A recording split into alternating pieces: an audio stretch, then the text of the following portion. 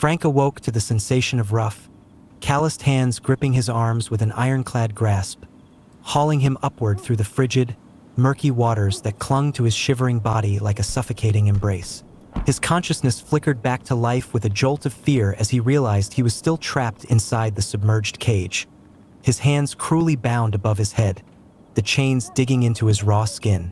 Weak from the gaping wounds that marred his body and the bone-chilling cold that had seeped into his very marrow during his prolonged submersion, Frank could offer only feeble resistance as the two soldiers, their faces hardened by war's relentless demands, hoisted him onto the waterlogged dock. Each movement sent shooting pains through his exhausted limbs, each breath a struggle against the oppressive weight of the water still clinging to him. One of the soldiers, the very one who had callously stripped Frank of his watch, now brazenly adorned on his own wrist like a trophy of conquest, aimed a rifle at Frank with a smirk of grim satisfaction etched upon his weathered face. The other soldier, his movements swift and efficient from years of training in the art of war, swiftly secured Frank's hands behind his back with unyielding knots, ignoring Frank's futile attempts to resist.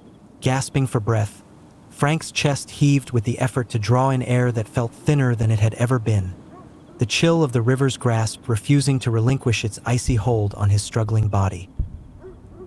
The soldiers, their demeanor a mix of cold indifference and dark amusement, dragged Frank unceremoniously across the damp, splintered boards of the dock, the rough wood biting into his bruised skin.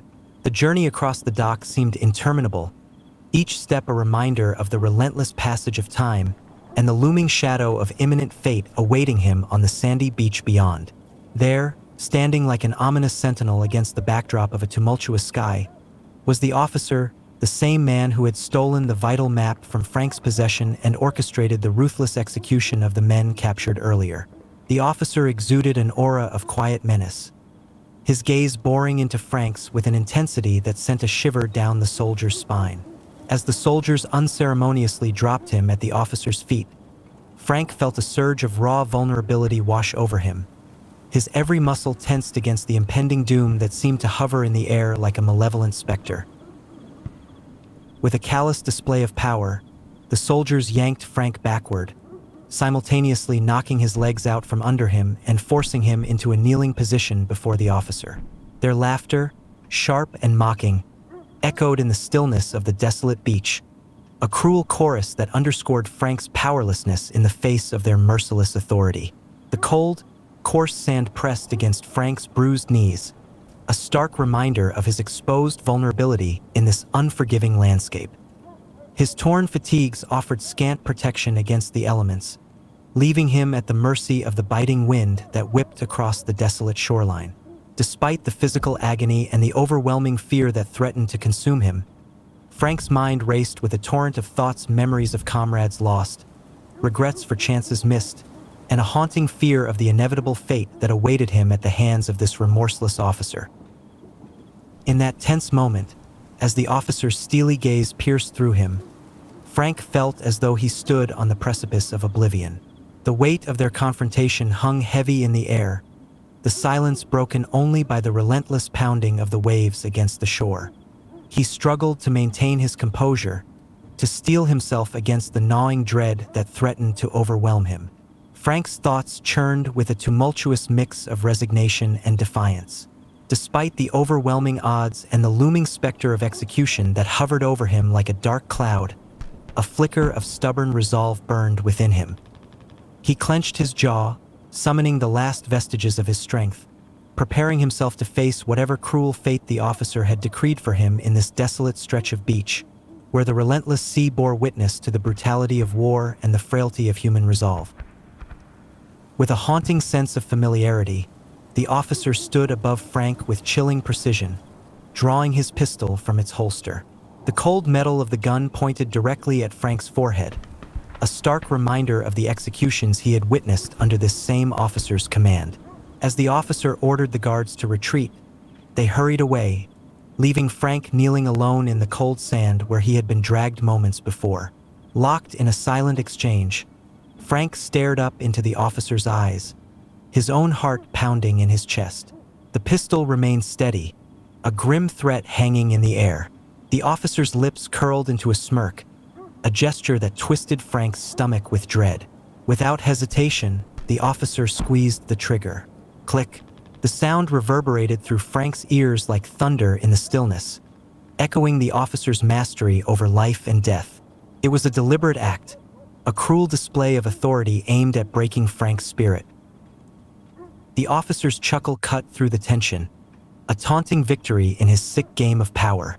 Once again, the two soldiers advanced with deliberate steps, their faces etched with a cruel determination. They carried with them a small, weathered box and a burlap sack akin to the one that had obscured Frank's vision earlier. Frank, still trembling from the harrowing mock execution orchestrated by the menacing officer, found himself abruptly slammed to the ground with brutal force. The soldier who now sported Frank's stolen watch crouched beside him, clutching the small box tightly in his grasp. From within, an ear-piercing screech echoed, a sound reminiscent of the rats that had circled Frank's submerged cage, bearing witness to his struggle in the icy depths. Meanwhile, the other soldier deftly secured a rope to Frank's legs and flung its opposite end over a sturdy tree branch. With a sharp jerk, they hoisted Frank upside down into the air. His world suddenly flipped on its head. Blood rushed to his skull, inducing a disorienting rush as he stared up at the inverted figures of the soldiers and the officer standing before him. The officer's laughter reverberated through the chilling air, a sadistic accompaniment to Frank's predicament. Dangling helplessly, Frank's bound arms rendered him utterly defenseless as he futilely writhed in an attempt to free himself. Each twist and kick seemed to amplify the officer's sadistic delight, his amusement growing with each moment of Frank's torment. The soldier, adorned with Frank's watch as a grim trophy, approached with deliberate malice. In his grasp, a weathered box teemed with the frenetic squeaks of captive rats, their primal cries a cacophony of fear and agitation. Each heartbeat reverberated through Frank's chest, a drumbeat of dread. He hung defenseless above the cold ground, his senses keenly attuned to the impending horror. With a twisted grin etched on his face, the soldier dumped the writhing rats from the box into the coarse burlap sack. The creatures, disoriented and enraged, clawed and bit at each other in a frenzy of panic. Their sharp teeth gnashed against the fabric, their frantic squeals amplified by the confines of the sack. Standing over Frank, the soldier unleashed a sinister laugh that echoed through the desolate landscape, a chilling prelude to the torment about to unfold. He shook the sack violently, rattling its contents and provoking the rats into a primal fury. Their tiny claws scrabbled against the fabric, seeking escape from the suffocating darkness that enveloped them. With a swift, malevolent gesture, the soldier thrust the sack over Frank's head, engulfing him in a writhing mass of fur and claws. Panic surged through Frank as the rats, driven by fear and confusion, lashed out in all directions.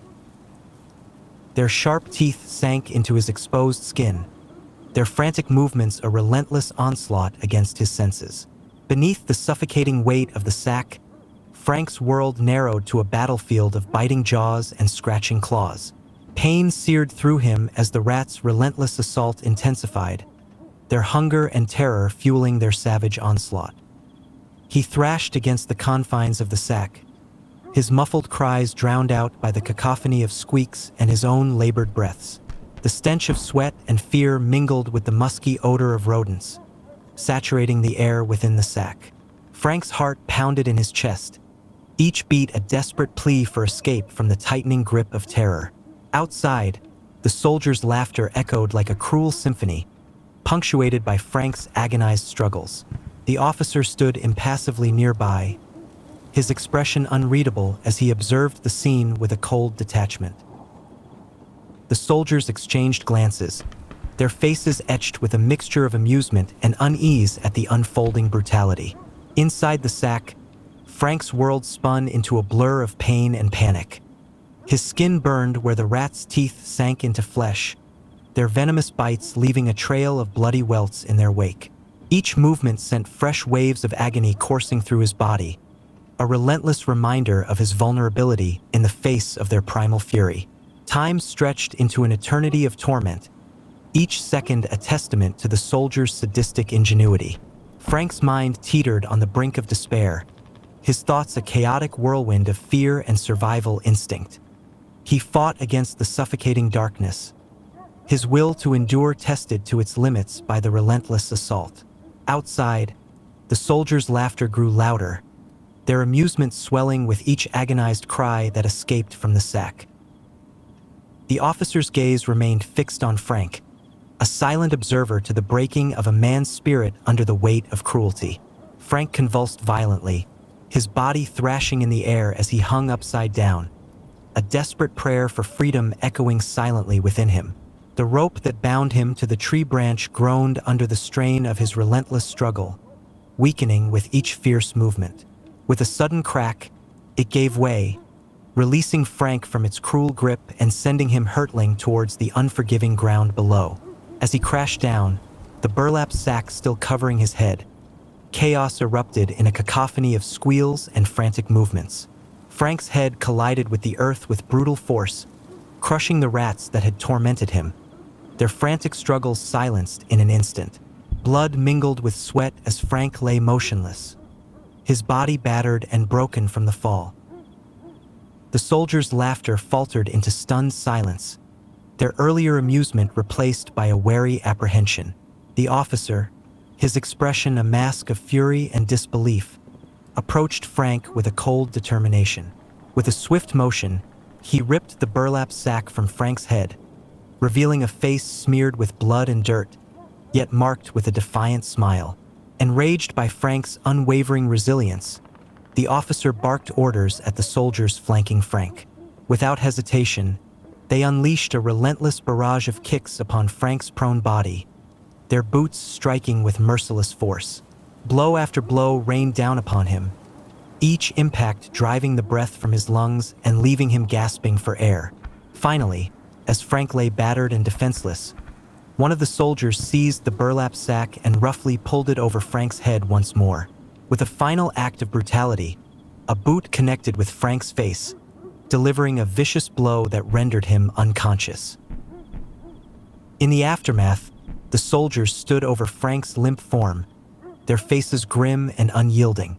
The officer surveyed the scene with a cold detachment, his earlier fury now replaced by a calculating resolve. Around them, the night air hung heavy with the echoes of violence and the stench of blood, a grim testament to the lengths men would go in the name of power and control.